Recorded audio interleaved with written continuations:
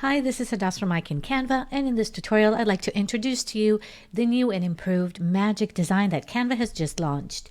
You can access Magic Design straight from your home screen just by going to this search bar at the top of the blue banner. I can ask Canva to create perfect templates just by writing down a prompt and explaining exactly what I want Canva to create for me. Let me show you what I mean.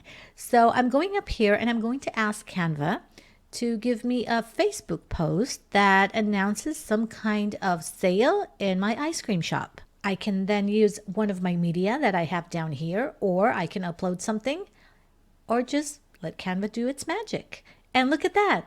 I get all sorts of social media posts, whether it's for Instagram, a story, a post, using everything I ask Canva to do. And that's not it. I can also use my brand colors. I can upload media from here as well. I can set a category or filters so I can be on spot.